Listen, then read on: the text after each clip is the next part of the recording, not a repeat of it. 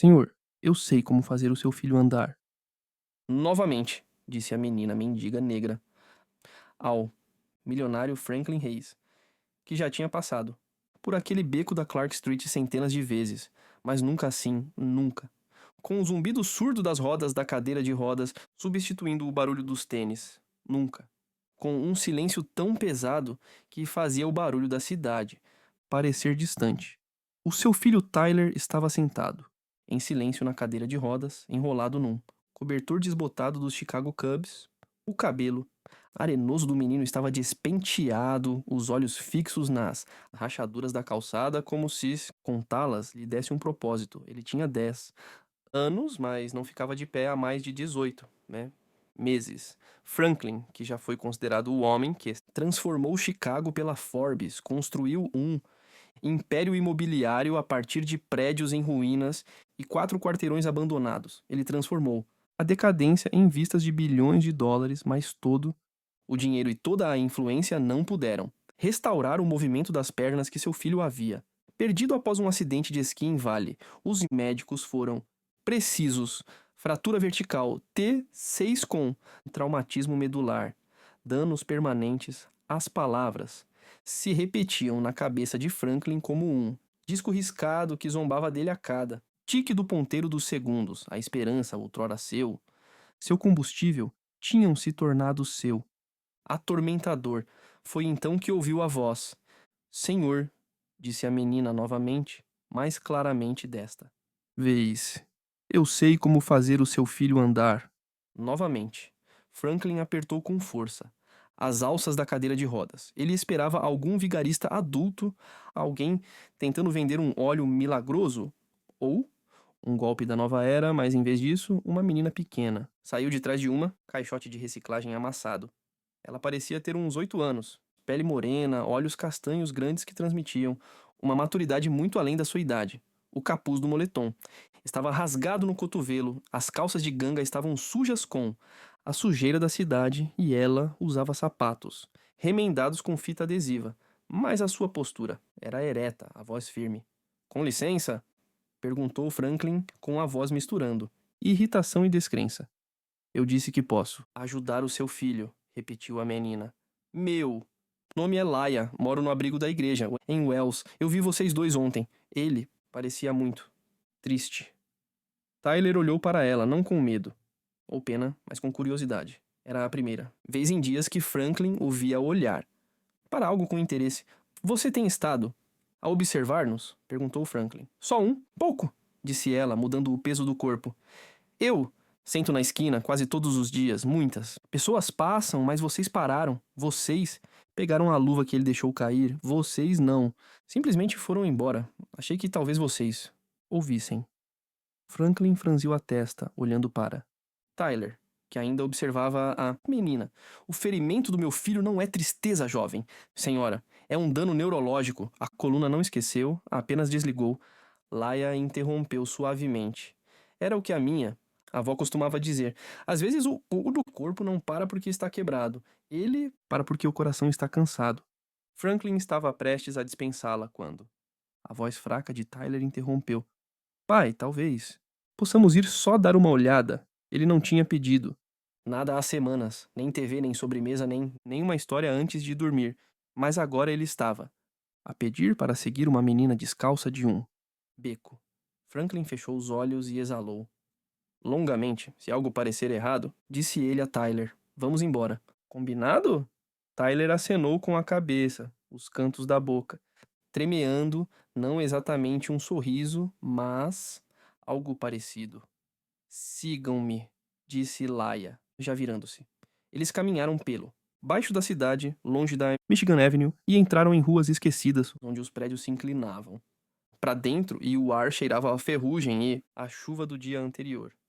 Franklin hesitou em cada esquina, empurrando Tyler por calçadas irregulares, evitando cacos de vidro e tijolos soltos. Ainda assim, algo o fazia continuar seguindo.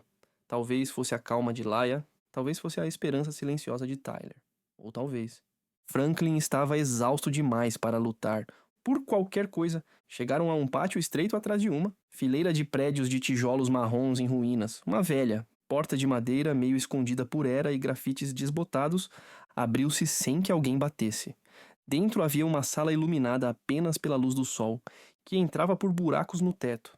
Havia um cheiro fraco de erva cidreira e livros velhos. Livros? Num tapete gasto perto de uma pequena mesa, sentava-se uma mulher com o cabelo prateado preso num coque, do tamanho de uma toranja. A sua pele era escura como a de Laia e marcada pela idade. Estava a pensar quando é que o trairias, disse ela a Laia com uma voz suave como pedras de rio. Franklin ficou rígido. Como é que... Sabia? Ela olhou para ele, gentilmente. Não sei o futuro. Senhor, mas conheço a dor e sei quando ela. Entra pela minha porta. Tyler inclinou-se para a frente, com os olhos arregalados. Quem é você? A mulher. Sorriu, ajoelhando-se ao lado da cadeira dele. Apenas alguém que ouve. Posso tocar nos seus joelhos? Tyler olhou para o pai.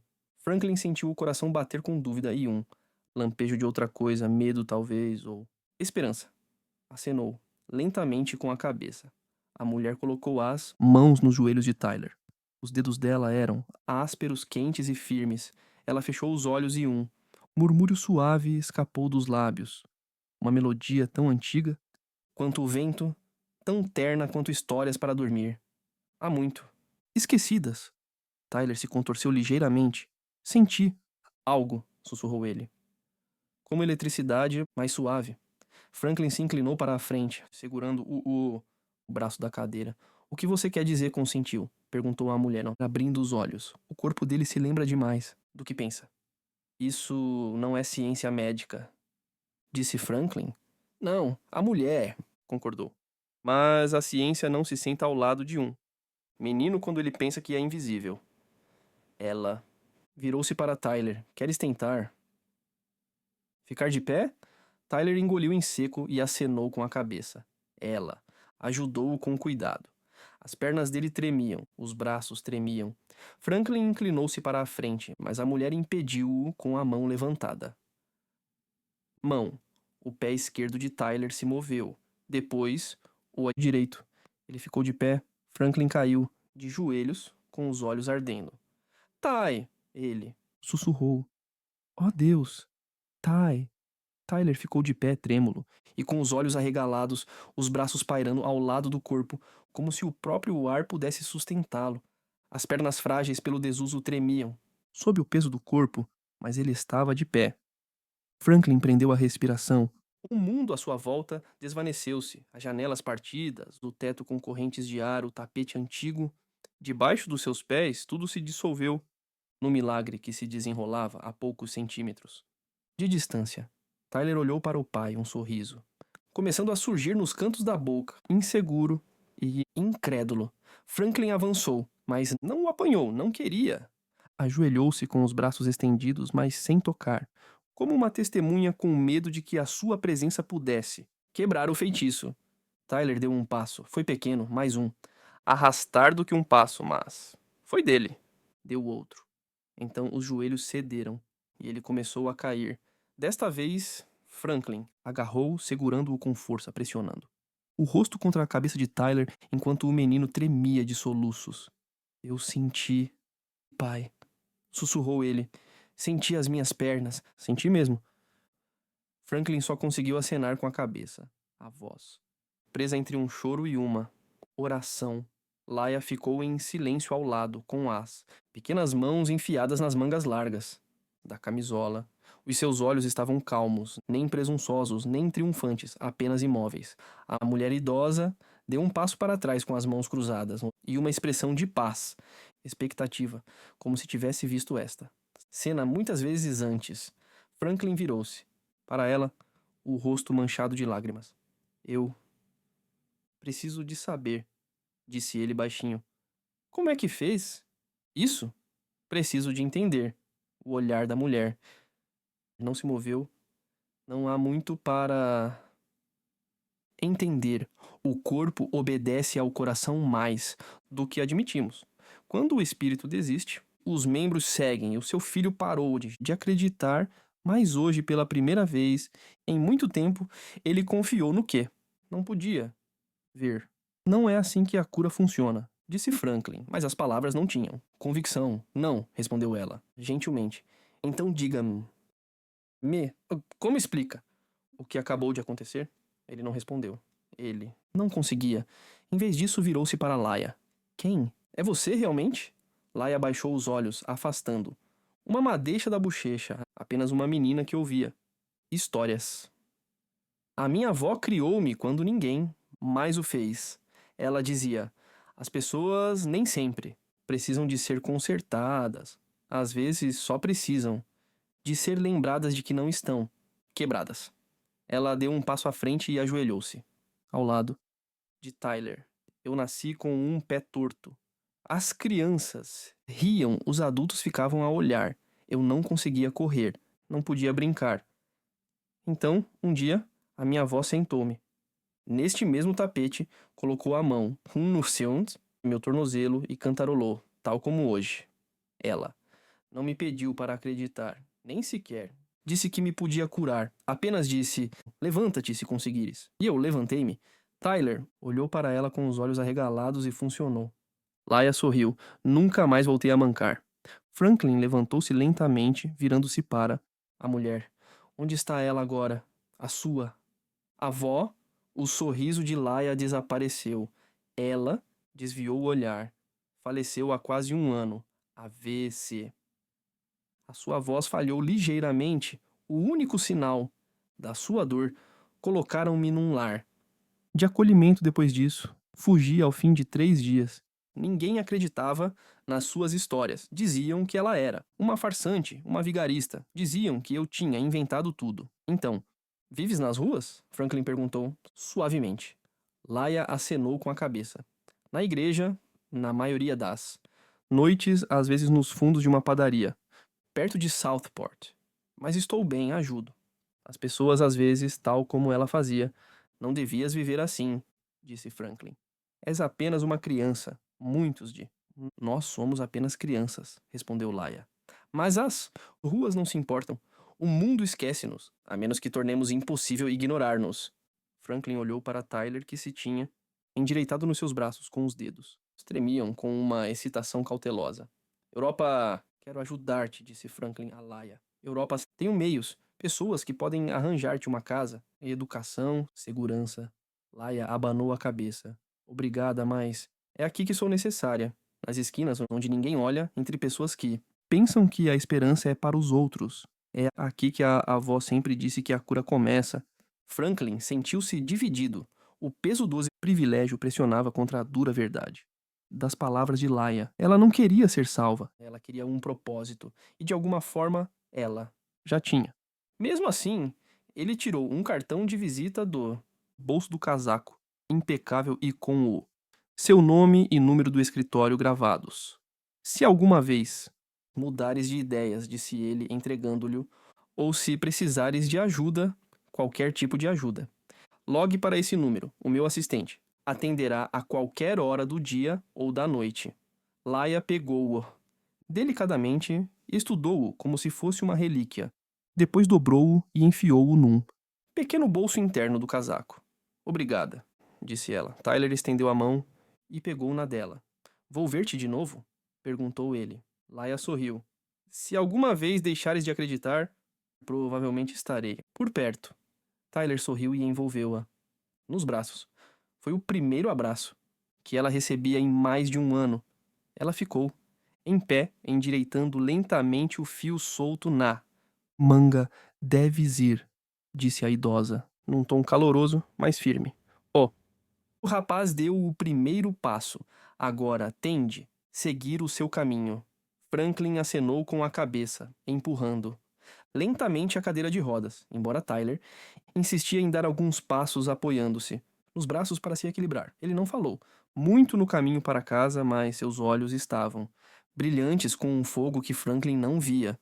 Desde antes do acidente, naquela noite, enquanto O horizonte de Chicago brilhava como uma promessa do lado de fora da janela do seu apartamento. Franklin sentou-se ao lado da cama do filho. não consigo explicar, sussurrou ele. Zrenia observando Tyler adormecer. Mas nunca vou esquecer. Ele virou o seu cartão de visita na mão, imaginando. O que seria de Laia, da velha, mulher daquela sala acolhedora além do beco? Em algum lugar em outra parte da cidade, Laia estava sentada ao lado de uma menina de não mais, de 6 anos que não falava desde que sua mãe partiu 3 meses antes. Laia não. Fazia perguntas, não oferecia soluções, simplesmente pegava na mão da criança e Cantava a mesma melodia que a avó.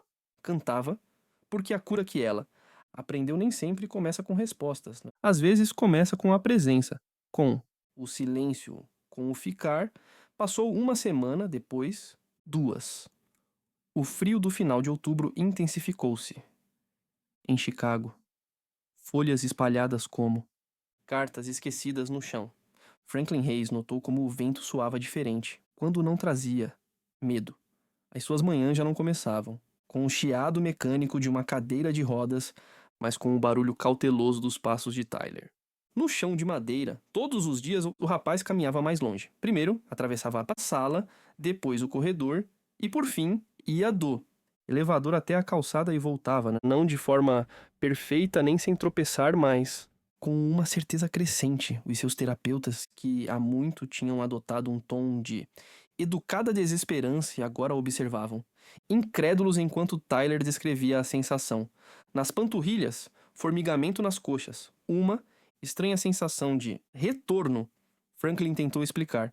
o que aconteceu uma vez no hospital infantil. Em Hyde Park, numa sala cheia de especialistas, a resposta deles foi uma mistura de curiosidade, ceticismo e Desprezo mal disfarçado. talvez uma reativação da função motora adormecida, desencadeada por estímulos induzidos por trauma. Disse um médico. Outro acrescentou: ninguém consegue Explicar por que os primeiros sinais de movimento. não surgiram após um procedimento clínico, mas do toque de um estranho e da crença de uma criança. Franklin parou de tentar justificá-lo. Algumas coisas, decidiu ele, Simplesmente são. e o que importava não era como Tyler tinha. Começado a andar novamente, mas que ele tinha. Numa tarde fria, Franklin voltou, mais cedo de uma reunião do conselho. Ele encontrou Tyler na sala de estar praticando. Pequenos agachamentos lentos com uma faixa de resistência. O menino olhou para cima, sorrindo com as bochechas, coradas pelo esforço. Adivinha o que é? Ele perguntou-nos. O treinador Parker disse que eu posso tentar entrar para o basquetebol juvenil na primavera. Ele disse. Tenho a memória motora do meu lado. Franklin sorriu, mas a sua mente estava noutro lugar. Ele estava a pensar em Laia, na pequena figura com sapatos gastos, e uma alma velha cujas palavras tinham aberto uma porta que nenhum médico conseguia Forçar. Ele percebeu então que não podia deixá-la desaparecer nas dobras da cidade, como fumo no vento. Naquela noite, ligou para o número que ela lhe tinha dado. Passou uma semana, nenhuma resposta. Tentou. Abrigos, sopas dos pobres, igrejas na Zona Sul. Andou por ruas que não, via há anos, fez perguntas que outrora considerava indignas de si. Ninguém. sabia para onde ela tinha ido. Alguns lembravam-se da rapariga com 2 capuzes grandes e Olhos gentis.